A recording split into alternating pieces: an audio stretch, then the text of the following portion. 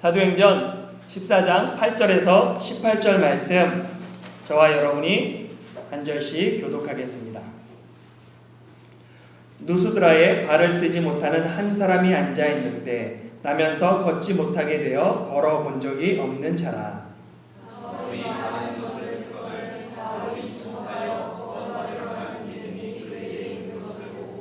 큰 소리로 이르되 네 발로 바로 일어서라 하니 그 사람이 일어나 걷는지라.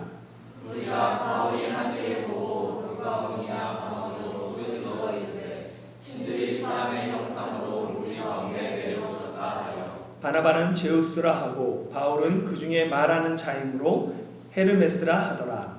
제우스 신당의 제사장이 소와 화마들을 가지고 대문 앞에 와서 우리와 함께 제사하고자 하니 두 사도 바나바와 바울이 듣고 옷을 찢고 무리 가운데 뛰어 들어가서 소리질러 이르되 여러분이여 어찌하여 이러한 일을 하느냐.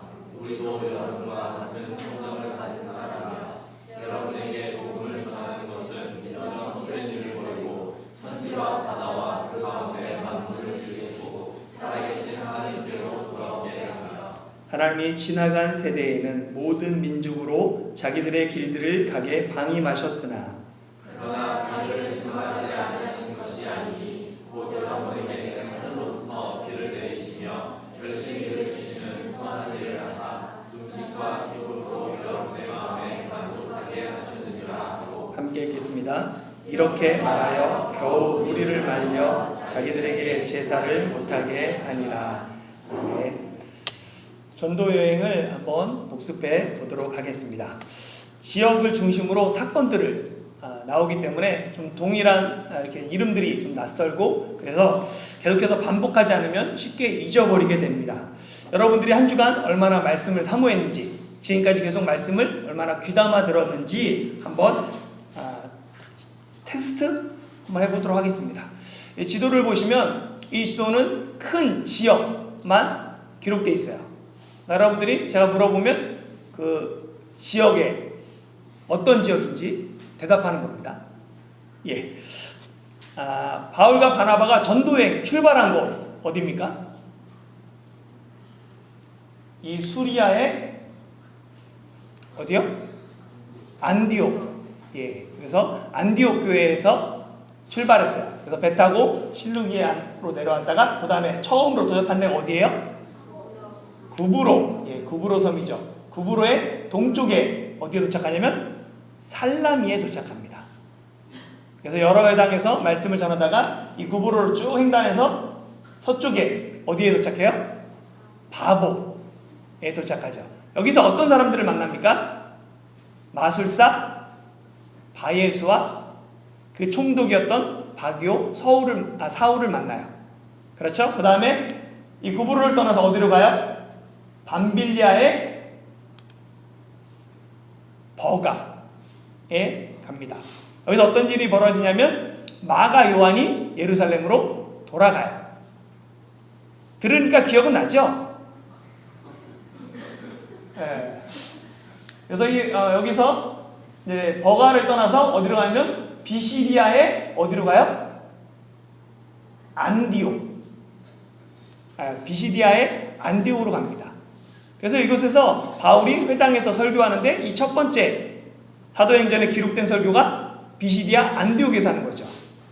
그래서 이방인에게로 향하노라 하면서 핍박이 일어나서 어디로 가냐면 누가오니아 지방으로 가요. 그래서 이고니온으로 갑니다. 이고니온에서도 회당에서 복음을 전하다가 다시 박해가 일어나서 어떻게 하냐면 누가오니아의 두 섬 누스드라와 더베에 갔다 하면서 끝나잖아요.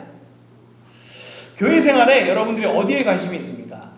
사람 따라 다를 수 있어요. 찬양, 기도, 아니면 다른 사람 여러 가지 관심이 있는데 우리 관심은 결국은 하나님이 어떤 분이신가, 하나님이 나를 향해서 어떤 계획을 갖고 있나, 이것이 우리의 관심이죠. 결국 하나님이 어떤 분이냐라는 것은 하나님 말씀을 통해서 알게 되는 거예요. 그렇기 때문에 교회에서 그리고 예배 중에 가장 우리가 집중해야 될 것이 하나님의 말씀입니다. 당시 이 로마 구역을 보면 여기 보면 이고니온, 누스드라, 더베가 있는데 여기가 누가오니아 지역인데 누가오니아라는 행정구역이 없어요. 어떻게 됐냐면 갈라디아 땅으로 되어 있습니다. 원래 이 누가오니아는 수도를 이고니온으로 하는 독립된 왕국이었어요. 그러다가 마게도냐, 이 마게도냐 사람들에 의해서 정복당하고 그 다음에 갈라디아의 왕이 여기를 침공해서 병합시켜 버립니다. 그래서 갈라디아를 같이 영토가 됐다가 로마가 갈라디아를 무찌르면서 그냥 여기를 그대로 인정하게 되는 거예요. 그래가지고 누가오니아 지역이 없지만 이 남갈라디아라고 하면 누가오니아 지역, 그다음에 북갈라디아라고 이야기를 합니다. 그래서 이 누가오니아 사람들은 자신의 언어가 있었어요. 누가오니아 언어를 사용했고 당시 헬라 시대에 통용되는 헬라어 그리고 로마의 공식 언어인 라틴어를 이해할 수 있었습니다. 지난 주일 말씀이 어디서 끝났냐면 이고니온에서 박해를 받은 두 사도가 누스드라의 두 성, 누가오니아의 두 성, 누스드라와 더베와 그 근방 거기서 복음을 전하니라 라는 말씀으로 끝났습니다. 그래서 이어지는 말씀은 뭐냐면 그 두 성 중에 누스드라에서 있었던 사건을 이야기합니다. 한번 8절부터 10절 같이 한번 읽어볼까요? 시작. 누스드라에 발을 쓰지 못하는 한 사람이 앉아 있는데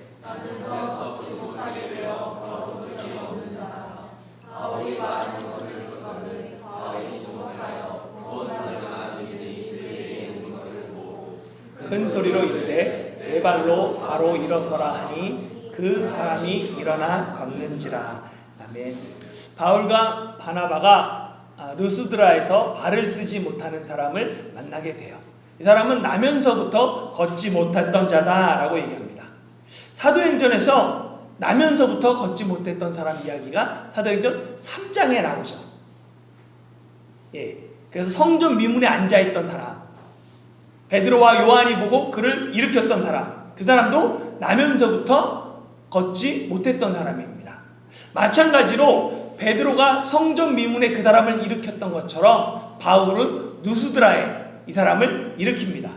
그래서 말씀드렸듯이 사도행전은 은연중에 이 베드로와 바울을 대조시키고 있어요. 비교시키고 있어요.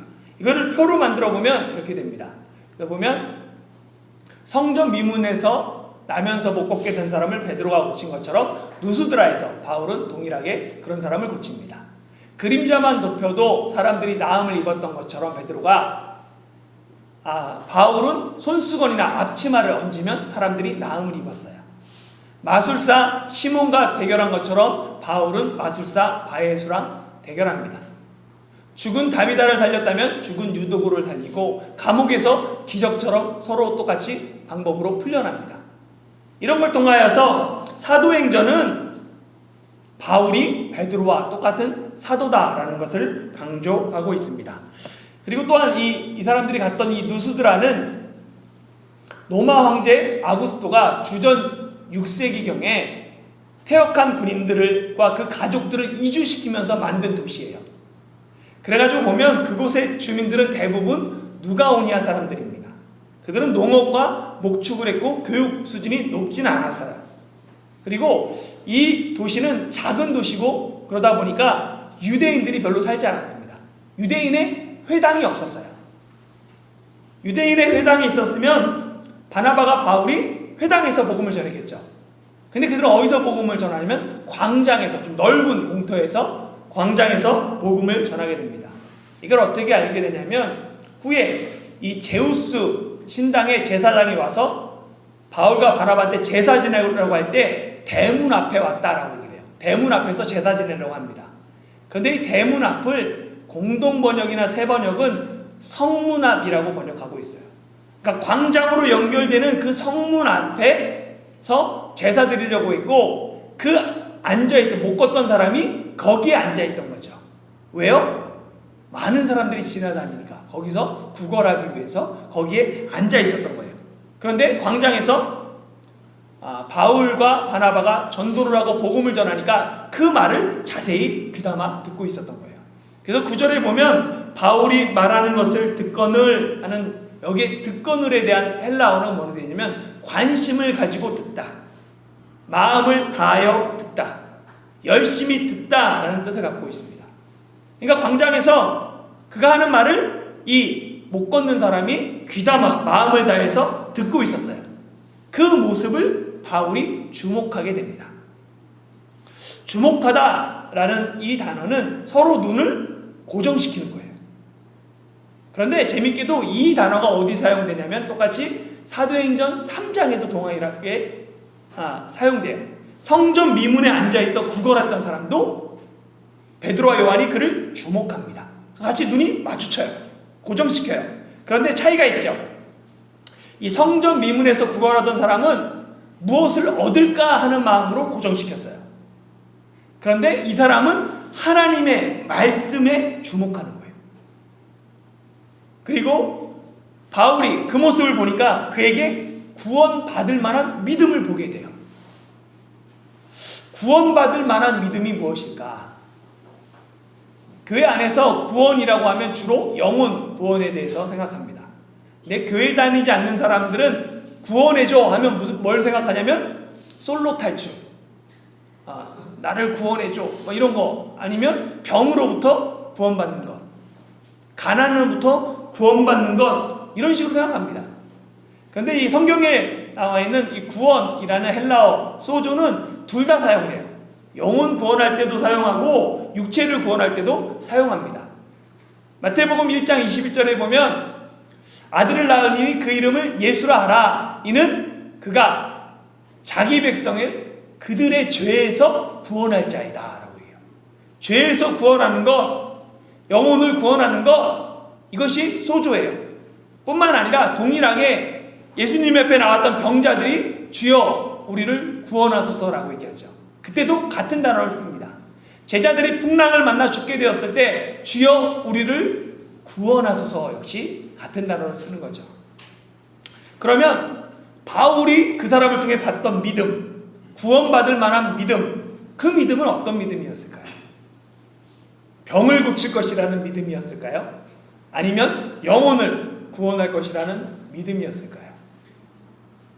그 사람 입장에서는 마음을 다해서 그 말을 듣고 있을 때 믿음이 생겼죠. 어떤 믿음이 생겼을까요? 병자 입장에서는 당연히 난 태어나면서 한 번도 걸은 적이 없어요. 근데 예수님 이야기를 들어요.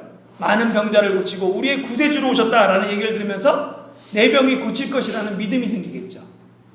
그래서 영어 성경에 보면 NIV나 킹제임스 버전은 이것을 faith to be healed라고 됩니다. 그러니까 치료하는 목적, 치유할 수 있는 믿음으로 번역하고 있어요. 그런데 입장을 반대로 바울의 입장으로 생각해 보세요. 바울이 전했던 구원, 그 구원은 무엇일까요? 바울이 설교할 때 예수님 믿으면 병에서 구원받습니다 라고 설교한 적이 한 번도 없습니다. 바울은 뭐라고 설교하냐면 예수님을 통해서 죄사함과 의롭다 하심을 얻게 됩니다 라고 설교합니다. 그러면 그 사람은, 말씀을 듣는 사람은 나의 병에서 구원받을 것이다 라는 믿음이 생겼고, 바울이 전했던 원래 복음은 예수님을 통해서 죄사함과 내 영혼이 구원받아야 한다라는 거였어요. 이 복음의 목적은 병에서 구원받는 게 아닙니다.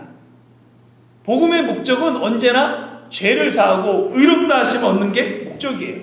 그리고 그 목적을 이루기 위해서 병고침이 나타나요. 표적이 나타나는 거죠. 그래서 많은 사람들은 그 표적을 볼 때마다 표적을 중시합니다. 그런데 성경은 표적을 중시하기보다는 믿음을 더 강조해요. 그래서 동일하게 이 누가가 쓴 전서인, 이 사도행전 전편인 누가복음에 보면 이 믿음과 병고침을 연결하고 있습니다. 누가복음 5장에 보면 예수님께서 중풍병자를 메고 온 그 4명의 친구들의 믿음을 보셨다라고 해요. 그 믿음을 보시고 중풍병자의 죄를 사하고 병을 고쳐주십니다. 7장에서는 자신의 옥합을 깨뜨려 예수님에게 부은 여인을 향해서 예수님이 뭐라고 말씀하시냐면 내 믿음이 너를 구원하였으니 평안히 가라 라고 말씀하십니다. 8장에서도 마찬가지예요. 12해 동안 혈류병 걸린 여인이 예수님의 옷가지를 만짐으로 말미암아 나음을 입었죠. 예수님이 그 여인을 향해서 동일하게 얘기합니다. 내 믿음이 너를 구원하였다. 18장에서는 여리고의 맹인 소경이었던 바디메오를 향해서도 내 믿음이 너를 구원하였다라고 예수님은 말씀하십니다. 사람이 어떻게 구원받습니까? 믿음으로 구원받는 거예요. 믿는 사람이 구원을 받습니다. 표적을 체험함으로 신기한 걸 보고 그걸 통해서 구원받는 게 아니에요. 많은 사람이 하나님의 능력을 병 고치는 것, 큰 기사와 표적을 행하는 것으로 생각합니다. 그러나 진정한 하나님의 능력은 뭐냐면 구원받을 수 없는 사람이 하나님의 자녀가 되는 거예요. 마귀에게 속한 사람이 하나님의 나라의 일원이 되는 것, 지옥 갈 영혼이 천국 가는 것, 그것이 가장 큰 능력입니다. 그것이 복음의 능력이다라고 얘기해요. 로마서 1장 16절 한번 읽어볼까요? 시작.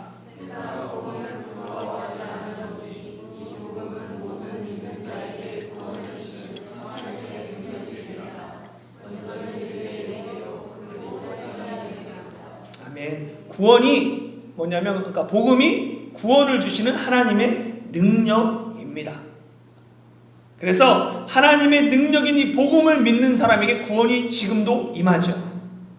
구원받는 사람이 어떤 사람이냐면 믿는 사람인 거예요. 근데 이 믿음은 어디서부터 생기냐면 로마서 10장 17절에 보면 그러므로 믿음은 들음에서 나며 들음은 그리스도의 말씀으로 말미암았느니라 라고 얘기합니다. 믿음은 들음에서 나요. 들음을 통해서 우리가 믿음이 생깁니다. 말씀을 듣는 중에 믿음이 생기는 거예요. 말씀을 들을 때 우리의 영혼이 새로워지고, 말씀을 들을 때 소망이 생기고, 말씀을 들을 때 새 힘을 얻게 됩니다. 말씀을 듣는 중에 병든 육체가 치유돼요. 말씀을 들을 때 구원받을 만한 믿음이 생기고, 말씀을 들을 때 구원이 임합니다. 걷지 못하는 사람이 바울의 그 말을 듣고 있을 때 구원받을 만한 믿음이 생겼어요. 이를 보고 바울이 큰 소리로 이야기합니다. 네 발로 일어서 서라. 그러자 그 사람이 일어나 걸었어요. 이를 보고 사람들이 누가 오냐 방언으로 소리 지릅니다. 11절 12절 한번 읽어볼게요. 시작. 무리가 바울이 한 일을 보고 누가 오냐 방언으로 소리 질러 이르되 신들이 사람의 형상으로 우리 가운데 내려오셨다 하여 바나바는 제우스라 하고 바울은 그 중에 말하는 자이므로 헤르메스라 하더라. 아멘. 이 누가 오냐 사람들이 놀라운 일을 보면서 자신들의 언어로 신들이 우리 가운데 내려왔다라고 소리 질렀어요. 그러면서 바나바는 제우스 그리고 바울은 헤르메스라고 얘기합니다. 제우스는 그리스 신화의 대표적인 주신이라고 얘기하고 헤르메스는 그 말을 전하는 전령의 신이라고 이야기합니다. 이 그리스의 신이 노마로 넘어가서 노마 신이 되죠. 그래서 노마에서는 유피테르라고 부르고 제우스를, 그리고 영어로 가서는 주피터가 됩니다. 그러니까 동일한 신인 것을 알게 돼요. 이 누스드라 사람들이 바울과 바나바를 향해서 제우스와 헤르메스라고 불렀던 그 이유는 이 누스드라에 내려오는 신화에서 근거합니다. 옛날에 제우스와 헤르메스가 사람의 모습으로 누스드라를 방문했다고 해요.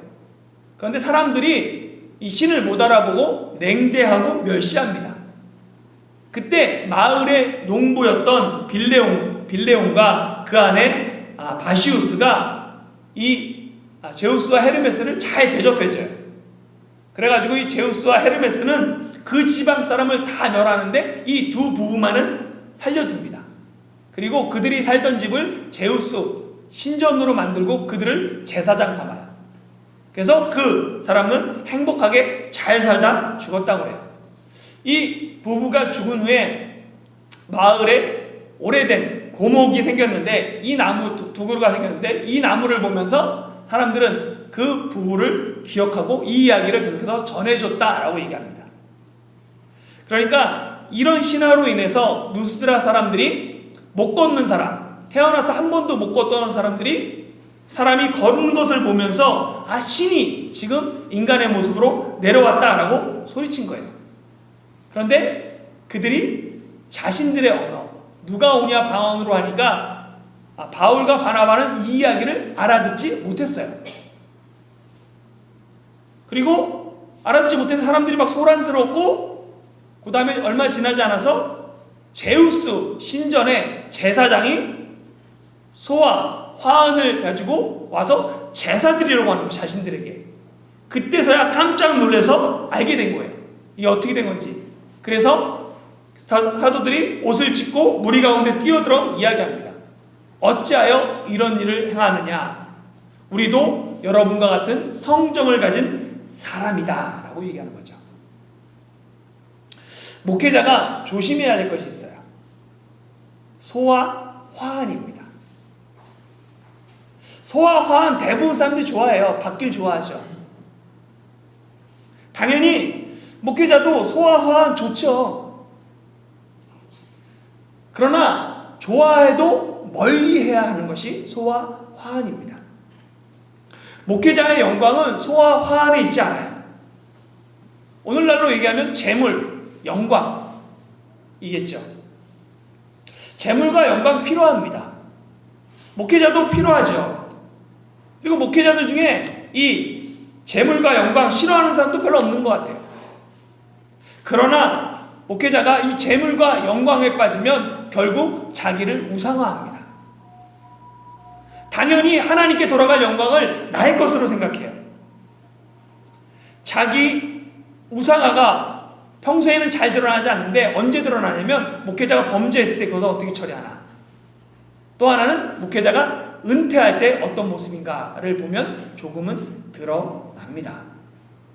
교회의 주인이 누구인지, 지금까지 누구를 섬겼는지, 누구를 위해 목회했는지 그때 드러나더라고요. 평상시에는 잘 드러나지 않습니다. 자신의 성공을 위해 목회한 사람은 소와 화환을 당연한 것으로 생각해요. 더 많은 소와 화환을 요구합니다. 어느 순간에 하나님의 자리에 목회자가 앉은 것이죠. 목회자가 자기 우상화에 빠지지 않으려면 늘 자신을 점검해야 돼요. 늘 겸손함으로 나가야 합니다. 이는 목회자뿐만 아니라 모든 사람에게도 해당해요. 자기를 우상화하지 않는 것은 나는 정말 아무것도 아니라는 것을 아는 거예요. 내가 바로 죄인이다. 나를 통해 능력이 나타나도 그 능력은 나의 것이 아니며 나는 연약한 인간으로서 그 죄를 예수 그리스도께서 용서하신 그러한 연약하고 부족한 사람이다. 아무리 나를 통해 큰 역사가 일어나도 나는 죄인 중에 하나일 뿐이다. 이것이 바로 두 사도가 얘기했던 것이 마찬가지로 우리도 여러분과 같은 사람이다 라는 표현입니다.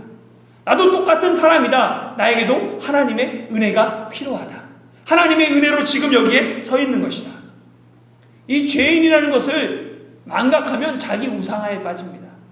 내가 좀 괜찮은 것 같고 나만큼 하면 되는 것 같고, 그러나 내가 죄인이며 내가 지금 이 자리에 서 있는 것 오직 하나님의 은혜라는 것을 아는 사람은 사람들이 소와 화환을 드릴 때 옷을 찢으며 나도 당신들과 똑같은 사람입니다 라고 외칠 수 있습니다. 유대인들이 옷을 찢는 것은 큰 슬픔, 근심뿐만 아니라 하나님 앞에 큰 죄를 목도했을 때 그것을 취하는 행동입니다.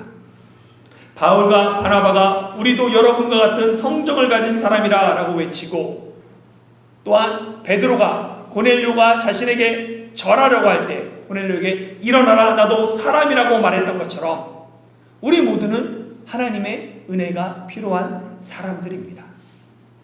목회자도 마찬가지입니다.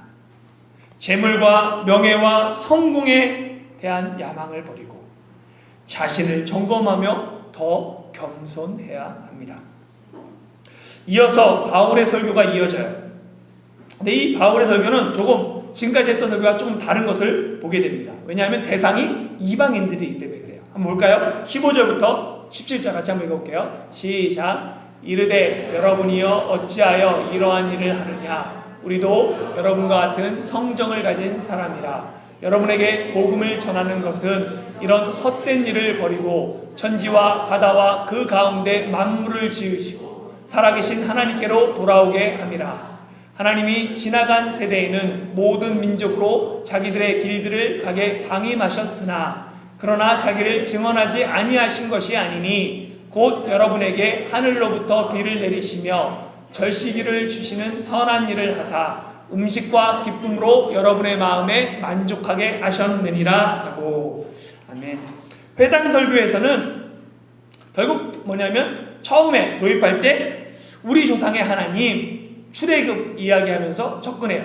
그리고 그 설교의 목표는 뭐였냐면 예수가 그리스도다, 예수님 믿으라, 예수님 영접해라, 그런 내용이었습니다. 그런데 여기에서 보면 누수드라 광장에서 하는 설교는 이방인을 대상으로 시작부터 뭐냐면 천지와 바다와 그 가운데 만물을 지으신 살아계신 하나님을 이야기하면서 시작해요. 그러니까 하나님이 창조주다. 여기는 예수님이 그리스도라는 것이 목적이라면 여기는 하나님이 창조주다. 그리고 하나님께 돌아오라 라고 얘기하는 거예요.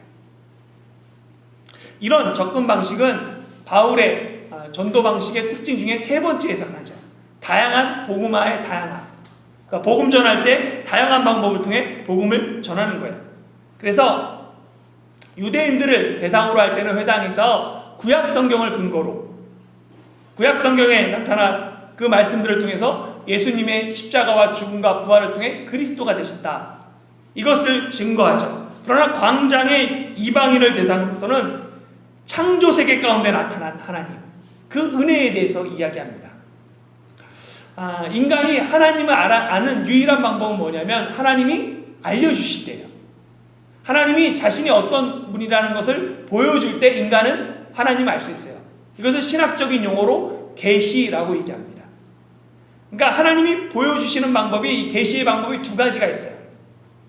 하나는 뭐냐면 자연을 통해서, 우주 속에 나타난 자연 현상들을 통해서 아는 걸, 이거를 자연 계시, 일반 계시라고 얘기합니다. 근데 이와는 달리 꿈이나 기적, 하나님의 말씀을 통해서 특별한 방법을 통해서 알려주시는 것, 자연을 뛰어넘는 초자연적 계시, 특별 계시라고 합니다. 그러니까 이 자연 계시는 뭐냐면 믿는 사람이나 믿지 않는 사람이거나 똑같이 임해요. 그러나 이 특별 계시는 특별히 선택된 사람들에게 임합니다. 그래서 이거를 특별 은총이라고 말하고, 일반 계시, 자연 계시를 일반 은총, 일반 하나님의 은혜다라고 얘기해요. 보면 그 유대인들에게 말할 때는 말씀을 가지고 얘기하잖아요.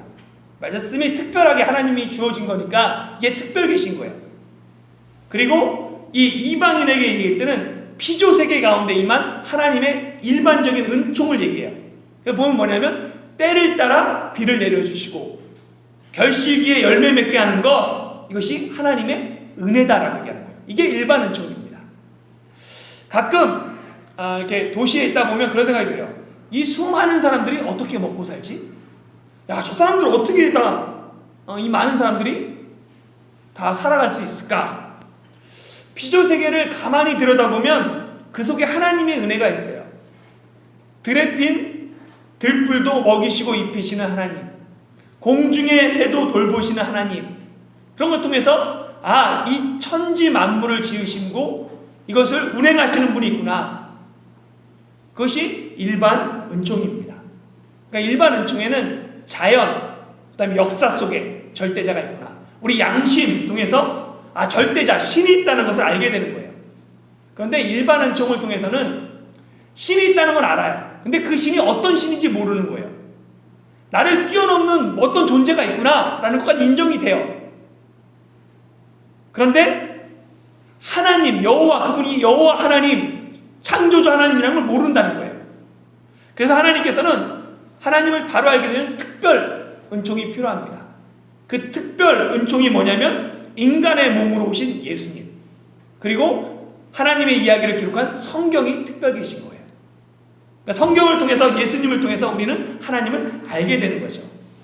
복음은 뭐냐면 하나님의 특별 계시, 예수님을 전하는 거예요. 하나님의 말씀을 전하는 것, 그것이 복음입니다. 바울은 자신이 복음을 전하는 이유가 사람들이 헛된 일, 즉 우상을 섬기는 일을 버리고 만물을 지으신 하나님께로 돌아오게 합니다 라고 이야기해요. 근데 왜 나에게 제사하느냐? 이것이 잘못된 것이다 라고 얘기하죠. 그러니까 복음 전파의 목적은 뭐냐면 헛된 일을 버리고 하나님께 돌아오는 거예요.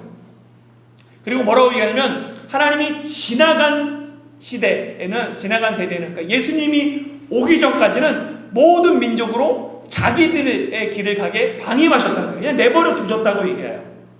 그러나 방임하셨지만 하나님이 그들에게 자신을 드러냈다라고 얘기하죠. 이게 일반 은총이에요. 어떻게 드러냈냐? 자연계시를 통해 하나님이 드러냈다는 거예요. 이 이야기를 사도 바울은 로마서에서 좀 더 자세하게 얘기합니다. 그래서 1장 19절에서 20절에 보면 이렇게 나와 있어요. 이는 하나님을 알만한 것이 그들 속에 보임이라 하나님께서 이를 그들에게 보이셨느니라. 그러니까 믿지 않는 사람들 속에도, 아니면 피조세계 속에도 하나님을 알만한 것이 있다는 거예요. 인간의 양심, 인간의 역사가 흘러가는 것, 자연 속에 저게 어떻게 누가 지었지 않으면, 누가 만들지 않으면 어떻게 이런 일을 하지?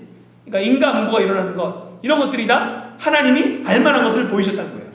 창세로부터 그의 보이지 아니하는 것들, 곧 그의 영원하신 능력과 신성이 그가 만드신 만물에 분명히 보여 알려졌나니 그러므로 그들이 핑계하지 못할지니라. 하나님께서 지으신 이 피조세계 안에는 하나님의 능력과 신성이 부여되어 있습니다. 그걸 통해서 어렴풋이라도 하나님을 알게 된다는 거예요. 그렇기 때문에 하나님이 안 계신다라고 핑계할 수 없다라고 이야기합니다. 바울과 바나바는 자신에게 제사하려는 그 사람들에게 피조세계 가운데 역사하는 하나님의 증거하고 또한 자신에게 제사하지 못하게 겨우 말렸다라고 얘기를 해요. 그리고 그 사람들의 이 설교에 대한 반응은 다음 시간에 이어서 살펴보겠습니다. 말씀을 정리하려고 합니다. 사랑하는 성도 여러분, 누수드라 사람들은 제우스를 섬기던 사람들이에요. 그들은 조상의 신화에 따라 제우스 신전에 제사장을 두며 제우스와 헤르메스를 섬겼습니다. 그래서 그들은 바울과 바나바가 못 걷게 된 사람을 고치자 두 사람을 제우스와 헤르메스라고 부르며 그들에게 제사 드리려고 했어요. 어떻게 보면 누스드라 사람들이 하나님을 모르기 때문에 당연한 걸 수도 있어요. 나름대로 경외하는 표현일 수 있습니다. 그들을 향해 바울과 바나바는 하나님의 일반 은총을 이야기해요. 흔히 생각해 보십시오. 우리는 우상을 섬기는 사람을 저주받을 사람이라고 얘기해요. 하나님의 뜻을 거역하는 사람에게 하나님이 심판을 내리길 기대합니다. 그게 일반적인 마음이에요. 오늘날 이슬람에 대한, 동성애에 대한 반대의 선봉에 쓴 것이 기독교입니다. 그런데 하나님은 저주받는 것이 마땅할 그 사람들을 사랑하신다고 얘기해요. 하나님은 그들에게 선한 일을 행하사 음식과 기쁨으로 그들의 마음을 만족하게 하신다라고 바울은 설교하고 있습니다. 하나님께 거역하는 사람들 심판해야 마땅할 것 같은데 하나님은 그들도 변함없이 은혜를 베풀고 계시다라고 얘기하는 거예요. 만약에 하나님이 그때마다 그 사람들을 심판한다면 지금 이 세상에 남아있을 사람이 아무도 없습니다. 나 역시 마찬가지겠죠. 내가 잘못할 때마다, 잘못된 길을 갈 때마다 하나님께서 그 자리에 심판했다면 나는 이 자리에 앉아있을 수가 없습니다. 나를 심판하지 않고 사랑하신 그 주님께서 여전히 헛된 일에 몰두하고 우상을 섬기는 그 사람들도 사랑하십니다. 오늘날 그리스도인은 세상에 헛된 일을 버리고 하나님께로 돌아오라 라고 복음을 전해야 돼요. 근데 그 복음을 어떻게 전해요? 혐오와 배제와 차별이 아니라 그들을 향한 하나님의 일반 은총, 변함없이 살아가시는 그 사랑을 통해서 죄인들이 회개하고 돌아오기를 원해야 합니다. 이방인까지도 돌보시는 하나님, 그 하나님의 사랑을 깨닫고 세상을 향해 더욱더 겸손함과 사랑함으로 예수 그리스도를 증거하는 저와 여러분 되시기를 예수님의 이름으로 축원합니다. 오늘